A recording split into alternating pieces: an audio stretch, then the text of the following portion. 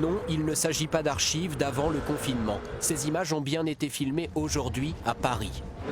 La balade d'un commerce alimentaire à l'autre à l'heure du déjeuner, le retour des clients en masse, comme avant. Oui, il y a beaucoup plus de monde, effectivement, mais il fait beau et c'est dimanche. Je pense que les gens ont gardé leurs habitudes du dimanche.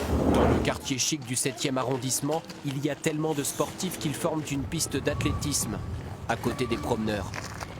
Ceux que nous rencontrons assurent respecter la durée maximale d'1 heure par sortie, mais ils reconnaissent être plus nombreux. Les mêmes scènes dans plusieurs grandes villes de France. Marseille, au bord de la mer. Ou Montpellier. Un besoin de s'aérer, notamment pour les parents de jeunes enfants. Non, là, c'est juste le beau temps et le fait que ça fait 3 semaines qu'ils ne sont pas sortis, que je leur ai dit ce matin, on y va, on sort un petit peu. Mais c'est pas parce que c'est les vacances, c'est juste parce qu'il le faut. Il y a un moment donné, ils ont besoin de prendre l'air, quoi.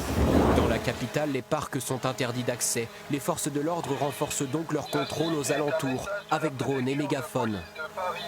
Respectez le confinement, aidez les soignants. Mais impossible de tout surveiller. Alors certains restent dehors toute la journée, dans ce quartier populaire porte de Clignancourt. Vente de cigarettes, rassemblement entre amis.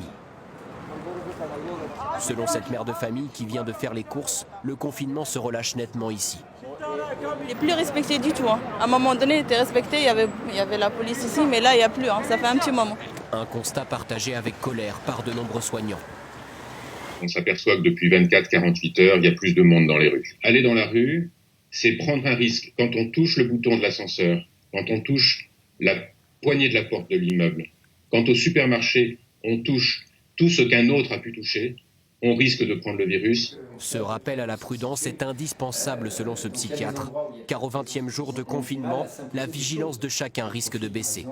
Il y a une forme d'habituation du cerveau à cette peur qui va faire qu'on va avoir un peu moins peur. Or, c'est la peur qui faisait aussi qu'on restait à la maison. Ce n'est pas uniquement le souci de protéger l'autre, c'est aussi la peur pour soi. Et le cerveau humain, finalement, s'habitue au pire.